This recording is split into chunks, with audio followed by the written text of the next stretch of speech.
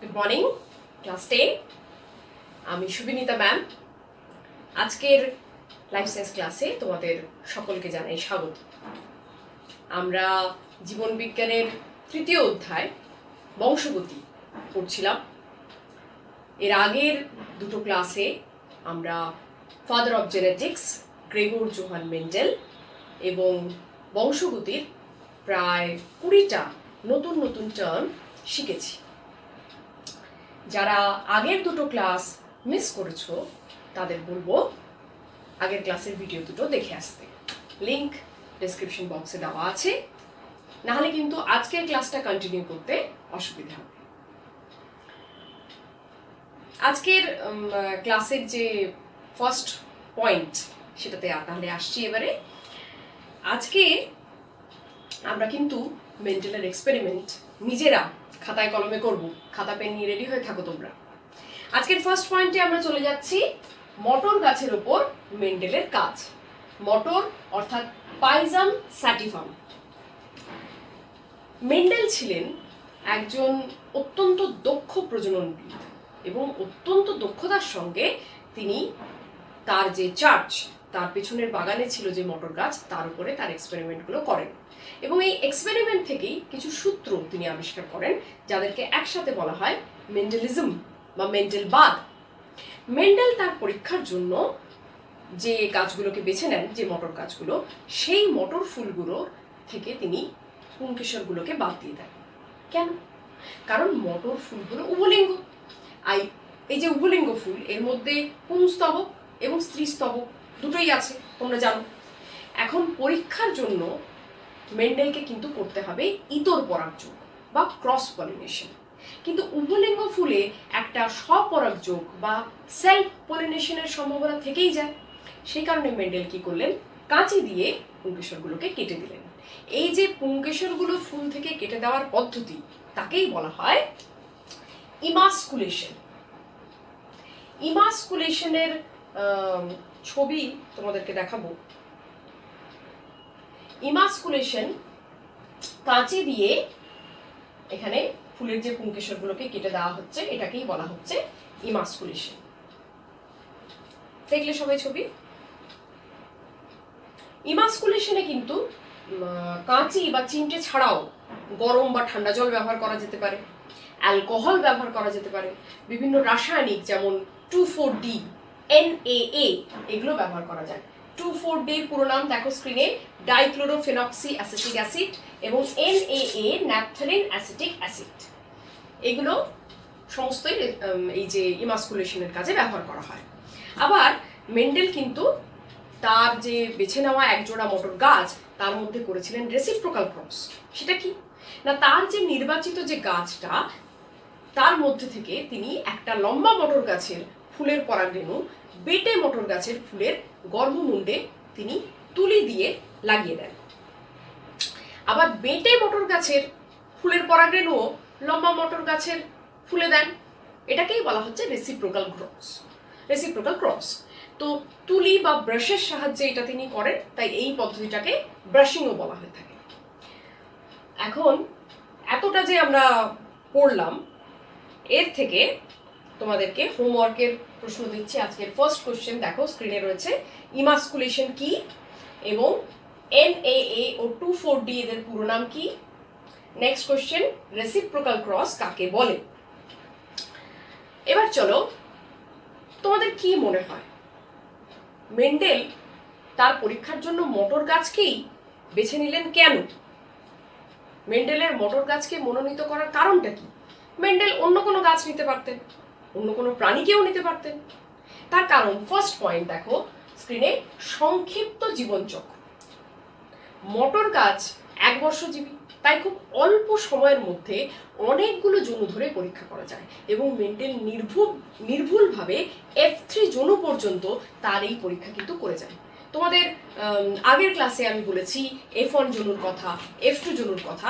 তো F2 যৌনুর পরে হচ্ছে F3 যৌনু, যাকে বলা হয় third filial generation, in short F3 যৌনু। হ্যাঁ, তো সংক্ষিপ্ত জীবনচক্র, এটা হচ্ছে গেল ফার্স্ট পয়েন্ট। নেক্সট রয়েছে চাষযোগ্যতা। মটর গাছ অল্প জায়গায় খুব কম খরচে চাষ করা যায়। নেক্সট উভলিঙ্গ, মটর ফুল হচ্ছে উভলিঙ্গ, তাই স্বপরাগযোগ ইতর পরাগযোগ দুটোই ঘটানো যায়। এবং মেন্ডেল কিরকম তার এক্সপেরিমেন্টে প্রথমে ইতর পরাগযোগ তারপরে আবার স্বপরাগযোগ করলেন, আজকে তো আমরা দেখবই সেটা। আর কি না, মটর গাছে রয়েছে একাধিক প্রকরণ। হ্যাঁ, প্রকরণ মানে বিভিন্ন বৈশিষ্ট্য, যেটা তোমাদের আগের ক্লাসে আমি আলোচনা করেছি। অনেক বিপরীত বৈশিষ্ট্য মটর গাছে দেখা যায়, খুব স্পষ্ট সেগুলো। লম্বা, বেটে, বেগুনি ফুল, সাদা ফুল, সবুজ মটর, হলুদ মটর, গোল মটর, কুঞ্চিত মটর। হ্যাঁ, এগুলো খুব খুব স্পষ্টভাবে বিপরীত বৈশিষ্ট্যগুলো লক্ষণীয়। এবং 5 নম্বর, সহজ সাধ্য। মটর ফুল আকৃতিতে এত বড় যে সেখানে ইমাস্কুলেশন করা এবং এই জাতীয় যে ব্রাশিং, রেসিপ্রোকাল ক্রস, এই টেকনিকগুলো ছিল খুব সহজ হয়ে দাঁড়িয়েছিল মটর গাছের ক্ষেত্রে। আচ্ছা, এবার বলো, মেন্ডেল তো নিলেন, তা মেন্ডেলের সাফল্যের কারণ কি? তোমাদের কি মনে হয় মেন্ডেলের সাফল্য লাভের কারণ কি? মেন্ডেল কিন্তু অত্যন্ত দক্ষতার সঙ্গে ইমাস্কুলেশন, রেসিপ্রোকাল ক্রস করেছিলেন। এবং মেন্ডেল তার এই যে পরীক্ষাগুলো সেটা F3 জনু পর্যন্ত নির্ভুলভাবে করেন। এবং তিনি যে শুধু এক্সপেরিমেন্ট করেছিলেন, তিনি যে শুধু ভালো বটানিস্ট ছিলেন তাই নয়, তিনি ম্যাথামেটিক্যাল ক্যালকুলেশনেও যথেষ্ট ভালো ছিলেন। F1, F2, F3 জনু ধরে তিনি তার যে পরীক্ষালব্ধ ফল সেটাকে খুব ভালোভাবে তিনি সেগুলো পরপর সেগুলো লিখেছেন। হ্যাঁ, ম্যাথামেটিক্যাল ক্যালকুলেশনেও তিনি ছিলেন খুব দক্ষ। এবং যেটা তৃতীয় পয়েন্ট, সেটা হচ্ছে মেন্ডেল যে বিপরীত বৈশিষ্ট্যগুলো বেছেছিলেন সেগুলো ছিল ভীষণ স্পষ্ট। চতুর্থ নম্বর পয়েন্টে, এটা আমার মনে হয় যে মেন্ডেল কিন্তু ছিলেন খুব লাকি। কেন বলতো? কারণ মেন্ডেল যে যে বৈশিষ্ট্যগুলোকে বেছে নিয়েছিলেন সেই সমস্ত বৈশিষ্ট্যগুলো নিয়ন্ত্রিত ছিল একটি মাত্র জিন দ্বারা। আগে আমরা শিখেছি যে একটা জিনের দুটো অ্যালিল হয়, ঠিক আছে, একটা প্রকট একটা প্রচ্ছন্ন। কিন্তু এমন বৈশিষ্ট্য রয়েছে যেখানে কিনা একটি জিনের একাধিক অ্যালিল রয়েছে, এটাকে বলা হচ্ছে মাল্টিপল অ্যালিল। আর একটু উঁচু ক্লাসে তোমরা এটা শিখবে, যেমন মাল্টিপল অ্যালিলের উদাহরণ হচ্ছে এবিও ব্লাড গ্রুপ। তো মেন্ডেল খুব লাকি ছিলেন যে তিনি যে বৈশিষ্ট্যগুলো বেছেছিলেন তার মধ্যে মাল্টিপল অ্যালিল একটাও ছিল না। এবং ফাইনালি মেন্ডেল নির্বাচিত যে জিনগুলো তাতে কিন্তু লিঙ্কেজ দেখা যায়। তা লিঙ্কেজ আবার কি? সেটা হচ্ছে যে একই ক্রোমোজোমে কাছাকাছি থাকা যে জিনগুলো তাদের একটা প্রবণতা রয়েছে একই গ্যামেটে চলে যাওয়ার। এই জিনগুলোকে বলে লিঙ্কড জিন, আর এই ঘটনাটাকে বলে লিঙ্কেজ। দেখো, মেন্ডেল কিন্তু তার সময়ে লিঙ্কেজ কথাটা জানতেন না। মেন্ডেলের সময় তো জিন কথাটাই আবিষ্কার হয়নি, ঠিক আছে। উনি না বুঝেই তিনি বেছেছিলেন জিনগুলো, এবং তিনি ভাগ্যবান যে তার মধ্যে, তার বেছে নেওয়া জিনগুলোর মধ্যে এ জাতীয় কোনো প্রতিকূলতা ছিল না। এবং এটাই তোমাদের আজকের হোমওয়ার্কের 4th কোশ্চেন, মেন্ডেলের সাফল্য লাভের কারণ কি, যেটা তোমরা খাতে লিখে আমাকে দেখাবে। এবার চলো আমরা দেখে নিই মেন্ডেল নির্বাচিত সেই 7 জোড়া লাকি বৈশিষ্ট্যগুলোকে। স্ক্রিনে দেখো তোমরা, মেন্ডেল দেখো এখানে যে ছবিটা রয়েছে সেখানে দেখো প্রথমেই লেখা আছে ট্রেট। হ্যাঁ, ট্রেট মানে বৈশিষ্ট্য, তোমরা জানো। আর তারপরে দেখো লেখা আছে ডমিনেন্ট, এবং তারপরে লেখা আছে রিসেসিভ। ডমিনেন্ট অর্থাৎ প্রকট এবং রিসেসিভ অর্থাৎ প্রচ্ছন্ন। এবারে এক একটা বৈশিষ্ট্য এখানে দেওয়া আছে, যে 7টা বৈশিষ্ট্য মেন্ডেল বেছে নেন, 7 জোড়া বিপরীত বৈশিষ্ট্য। তার মধ্যে প্রথমেই দেখো লেখা আছে ফ্লাওয়ার কালার। হ্যাঁ, ফ্লাওয়ার কালার ফুলের রং, তারপর আছে ফ্লাওয়ার পজিশন, তারপর আছে পড কালার। পড কালার মানে হচ্ছে যে মটর, যে মানে মটর শুটিটা যেটা, তার সেই পুরো মটরটা, এই যে গোটাটা খোলা শুদ্ধ মটর, এটাকেই বলা হচ্ছে পড, তার যে রং। পড শেপ অর্থাৎ তার আকৃতি। সিড কালার, এবার হচ্ছে ওই পডের ভেতরে যে এক একটা সিড রয়েছে তার কালার। এবং সিড শেপ, সেই এক একটা মটর বীজের আকৃতি। এবং প্লান্ট হাইট অর্থাৎ গাছের আকৃতি কিরকম। এখানেও আমি তোমাদেরকে বলে দিলাম বৈশিষ্ট্যগুলো। তা দেখে নিশ্চয়ই খুব ফটোমটো লাগছে, মনে হচ্ছে এটা কি মনে রাখা সম্ভব? খুব সোজা, তোমরা নামটা মনে রাখতে পেরেছো, এটা কোনো ব্যাপার নয়। সত্যি কথা স্বীকার করি, যখন আমি ক্লাস 10-এ প্রথমে এই টেবিলটা দেখি মনে হলো যে এটা কি করে মনে রাখবো। তারপরে একটু খুঁটিয়ে দেখলাম, ভাবলাম যে কি করে মনে রাখা যায়। চলো তোমাদের শিখিয়ে দিই কি করে মনে রাখবে।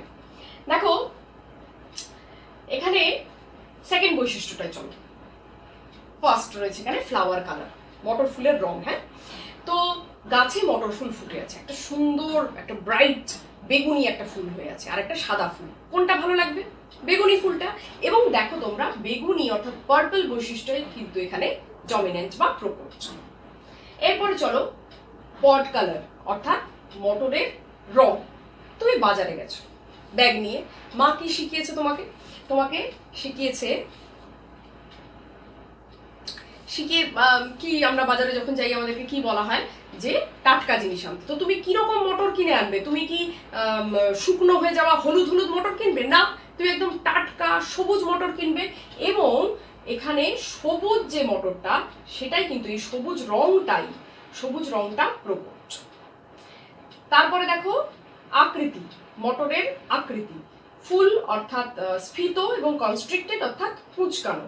তো তুমি কি কখনো শুকিয়ে যাওয়া কুঁচকানো মটর কিনে আনবে? তুমি একদম নিটোল পুষ্ট মটর গুলোই বেছে বেছে কিনবে বাজারে। তো সেই পুষ্ট যে স্ফীত মটরটা সেটাই কিন্তু ডমিনেন্ট বৈশিষ্ট্য। এরপরে আসছে বীজের শেপ, বীজের আকৃতি। আমি একটা জাম্প করে যাচ্ছি, কেন পুরোটা বুঝিয়ে দেওয়ার পরে বুঝতে পারবে। বীজের আকৃতি, মটর যে বীজ দেখো গোলাকার বা হতে পারে কুঞ্চিত। তুমি মানে মটরের যে শুটিটা তার ভেতরে যে মটর বীজটা থাকে তার আকৃতির কথা বলা হচ্ছে। নিশ্চয়ই তোমার একদম গোল নিচল যে বীজগুলো ভালো লাগবে, কুঞ্চিত বীজগুলো তুমি পছন্দ করবে না, এবং গোলটাই হচ্ছে প্রকট। এবারে আছে প্লান্ট হাইট অর্থাৎ গাছের দৈর্ঘ্য। সেখানে দুটো বৈশিষ্ট্য, একটা লম্বা এবং একটা বেটে। সবসময় যেটা লম্বা সতেজ গাছ সেটাই ভালো লাগবে, এবং লম্বা টল বৈশিষ্ট্যটাই হচ্ছে ডমিনেন্ট। তাহলে আমরা এখানে 5টা বৈশিষ্ট্য কিভাবে মনে রাখবে আমি বুঝিয়ে দিলাম, মানে যেটা আমাদের ভালো লাগছে প্রথম সেটাই প্রকট। স্টুডেন্টস দেখো এই টেবিলে সিড কালার অর্থাৎ কিনা মটরের বীজোত্তকের রং, মটরশুঁটির ভেতরে যে মটরের বীজ তার রং যদি ইয়েলো হয়, হলুদ হয়, সেটা কিন্তু ডমিনেন্ট বৈশিষ্ট্য, প্রকট বৈশিষ্ট্য। অপরদিকে ওই মটর বীজের বীজোত্তকের রং যদি গ্রিন অর্থাৎ সবুজ হয় সেটা কিন্তু রিসেসিভ বা প্রচ্ছন্ন বৈশিষ্ট্য। পরের বৈশিষ্ট্যটায় আমরা যাব ফ্লাওয়ার পজিশন অর্থাৎ ফুলের অবস্থান।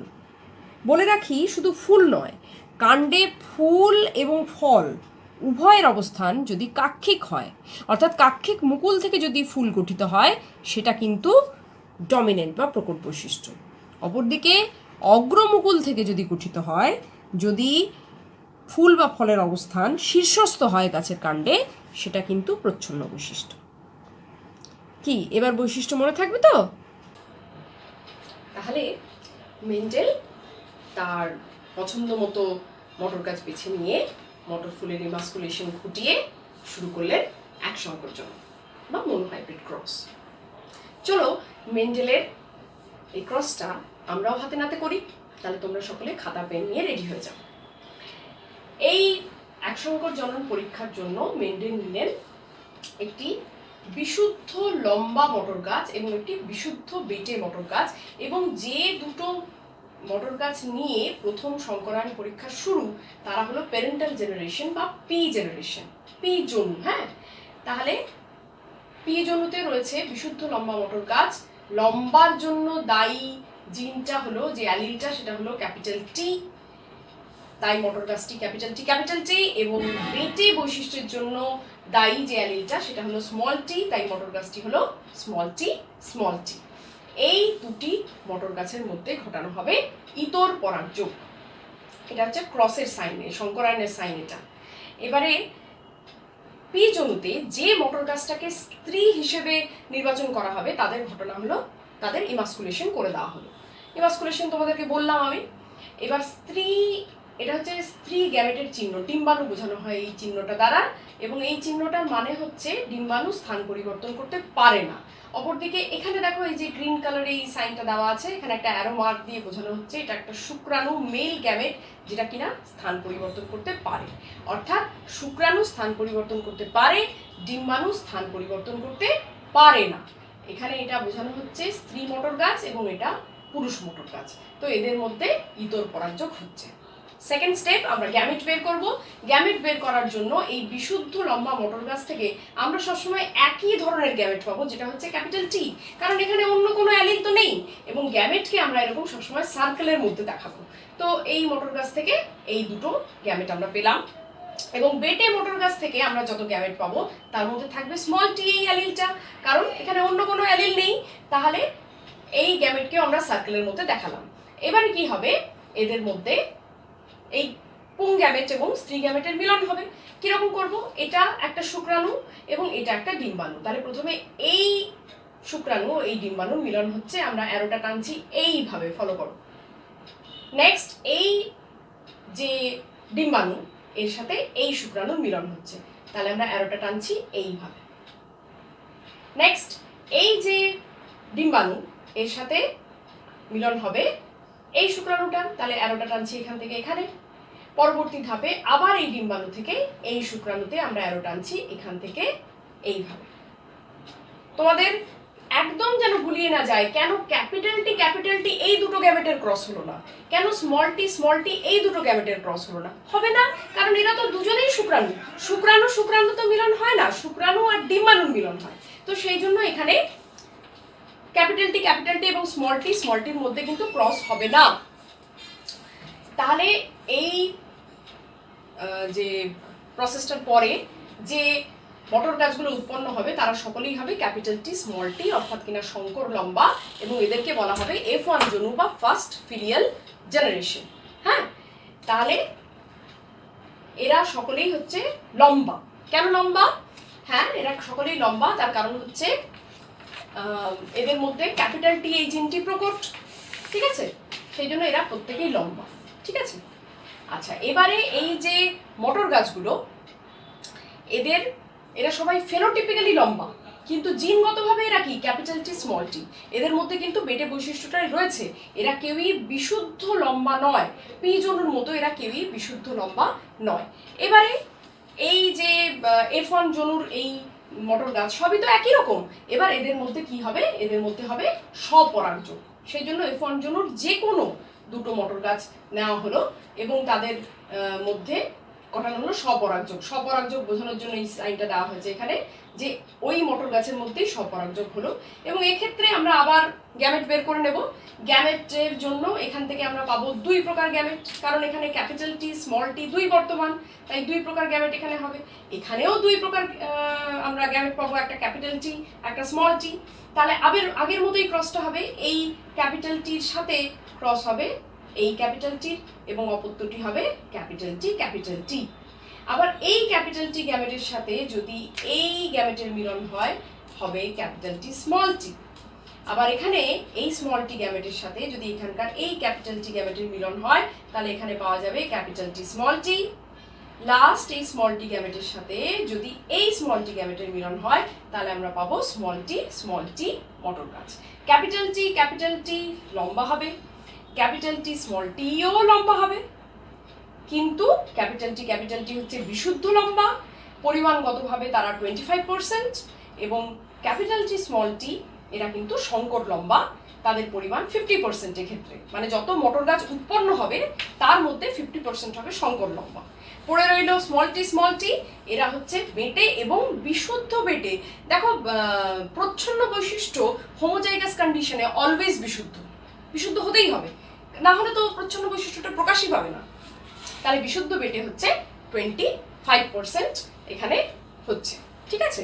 এবারে আমরা এখানে ক্রসটা এইভাবে করলাম, কিন্তু এইভাবে করার কথা নয়, কারণ পরে যদি আমরা এক সংকরের জায়গায় বিসংকর জনন করি, আরো বেশি বৈশিষ্ট্য নিই, তখন কিন্তু খুব এইভাবে করতে খুব হিজিবিজি হয়ে যাবে, ভুল হয়ে যাওয়ার সম্ভাবনা থাকে।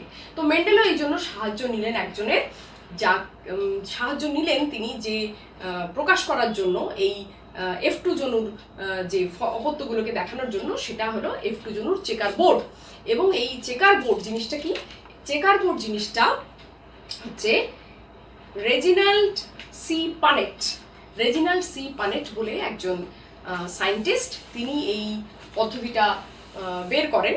যেই পদ্ধতিতে দেখো, তোমরা স্ক্রিনে দেখো, F2 জনুর চেকার বোর্ড এইভাবে একটা বর্গাকার ক্ষেত্রের মধ্যে যে F2 জনুতে উৎপন্ন যে জীবগুলোকে তাদেরকে প্রকাশ করার পদ্ধতি, সেটাকেই বলা হচ্ছে ওই বিজ্ঞানীর নাম অনুসারে, রেজিনাল্ড সি পানেটের নাম অনুসারে, এটাকে পানেট স্কোয়ার বা এটাকে চেকার বোর্ডও বলা হয়ে থাকে। এই চেকার বোর্ড করার জন্য এইভাবে প্রথমে আমরা ঘর কেটে নেব এবং এইখানে আমরা মেল ফিমেল সাইনটা দেবো এবং সব সময় এইভাবেই করতে হবে। ওপরের দিকে থাকবে মেল গ্যামেট এবং নিচের দিকে থাকবে ফিমেল গ্যামেট। এই সাইন কিন্তু চেঞ্জ করলে ভুল হয়ে যাবে।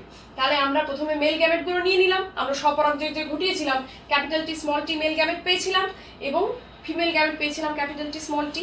মেল গ্যামেট ফিমেল গ্যামেট একই হলো কেন? কারণ F1 এ তো প্রত্যেকেই ছিল সংকর লম্বা, প্রত্যেকেই ছিল capital T small tea F1, সেই জন্য আমরা এখানে মেল গ্যামেট ও ফিমেল গ্যামেট সব একই পেয়েছি। এবার এইখানে ক্যাপিটাল টির মধ্যে যদি ক্রস হয় তাহলে যে মটর গাছটা পাবো সেটা হবে ক্যাপিটাল টি বিশুদ্ধ লম্বা। তোমাদের যাতে বুঝতে সুবিধা হয় সেই জন্য আমি মেল গ্যামেটের জন্য ব্ল্যাক কালার এবং ফিমেল গ্যামেটের জন্য ব্যবহার করেছি রেড কালার এবং সেখানে এখানে দেখিয়েছি। তোমাদের যে করতে হবে তা নয়, শুধু বোঝানোর সুবিধার জন্য যে এই দুজনের মিলনের মাধ্যমে এই মটর গাছটা হয়েছে। আবার এই ক্যাপিটাল টি মটর গাছের, এই ক্যাপিটাল টি গ্যামেটের এবং এই স্মল টি গ্যামেটের মিলনে এই সংকর লম্বা মটর গাছটি হবে। আবার এই স্মল টি এবং এই ক্যাপিটাল টি এই দুটি গ্যামেটের মিলনে এই ক্যাপিটাল টি স্মল টি মটর গাছটি উৎপন্ন হবে এবং এখানে এই স্মল টি এই দুটি গ্যামেটের মিলনে এই স্মল টি মটর গাছটি উৎপন্ন হবে। এবার এদের ফেনোটাইপগুলো চলো আমরা একটু দেখে নিই। ক্যাপিটাল টি আগেই বলেছি বিশুদ্ধ লম্বা, ক্যাপিটাল টি স্মল টি সংকর লম্বা এবং স্মল টি হলো বিশুদ্ধ বেটে। ঠিক আছে, তাহলে আমরা যদি এদের অনুপাত করি, যেটা করে দেখাতে হবে, ফিনোটাইপিক অনুপাত, ফিনোটাইপ অর্থাৎ বাইরে থেকে যেটা দেখছি, সেখানে আমরা লম্বা মটর গাছ কত পাচ্ছি?